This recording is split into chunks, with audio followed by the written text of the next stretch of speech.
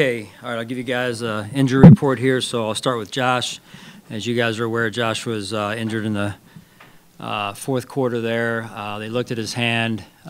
He went back in and functioned, and then he was looked at after the game again, and he's been cleared to practice today and cleared to play in the game.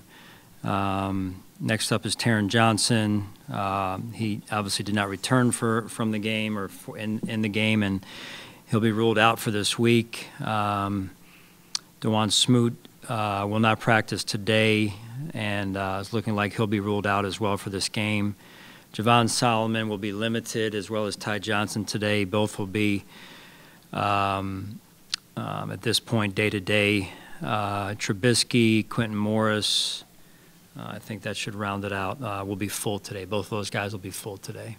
So with that, I'll take your questions. With Taron, do you have a long-term prognosis on that? Yeah, I don't. And really, with all of Josh, Taron, I don't have much more information. With Taron, I don't know his timeline on when he'll be back.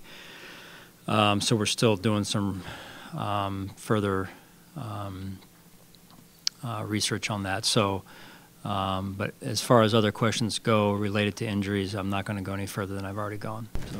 Hey, Sean, on Josh, will there be any limitations on him taking snap from under center? Yeah, I don't think so. He was able to do it, and so we'll just see how it goes today more than anything. So. With Taron not playing Thursday, just what did you see from Cam Lewis in yesterday's Yeah, game? I thought Cam really did a great job. Another guy that stepped in to a role that he was not in to begin with, and in the starting role there. And Jamarcus, as I mentioned after the game, I thought did a great job. Cam Lewis did a great job, and there's several others that did the same thing. So I'm really impressed with how hard the guys prepared during the week, and then they stepped in when they were called. I know the schedule's a schedule, but what are the challenges in having a short week in your week 2 with a team that still looks like it's gelling, and now with all these injuries compounded with new pieces having to be factored in?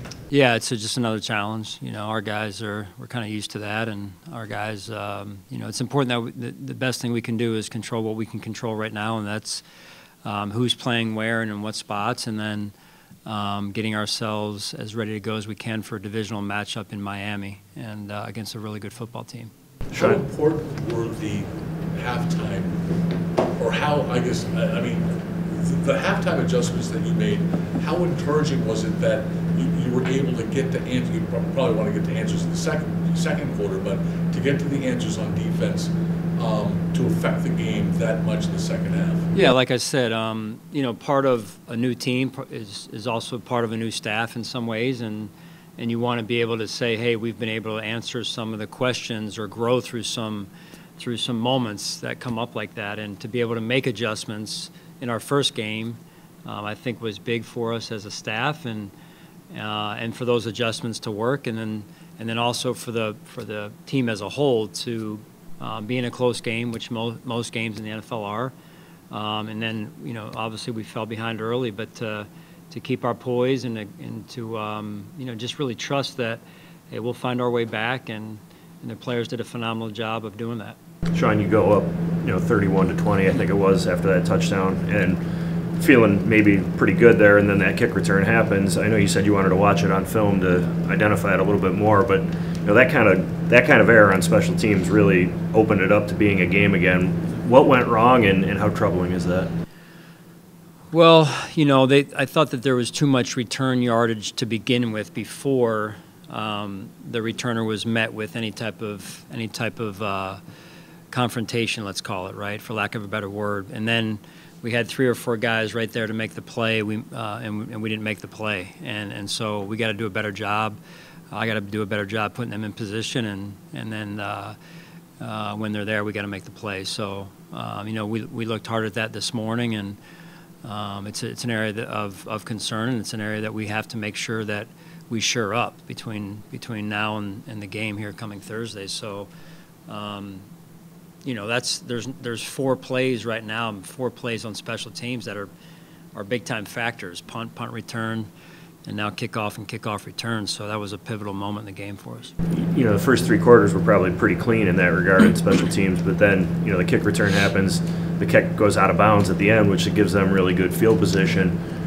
Does that just kind of underscore that, that phase of the game has got to be clean for you guys? Absolutely. Yeah, I mean, I don't know what the research is, Jay, on around the league from week 1 yet. We're still kind of gathering that, and I'm trying to sort through right now the other important information I'm dealing with. But, we're going to make sure that we're, researching that and seeing what the trends are. And, I mean, it's a new play, right? And so right away in week 1, it wasn't this way necessarily in the preseason, I would say, but we're seeing in week 1 that, hey, this is real, and in a pivotal moment of the game, that game changed fast, right? And so we can't let that happen, number one, and we've got to have more urgency there. Sean, what did you think about the way your linebackers and secondary worked together?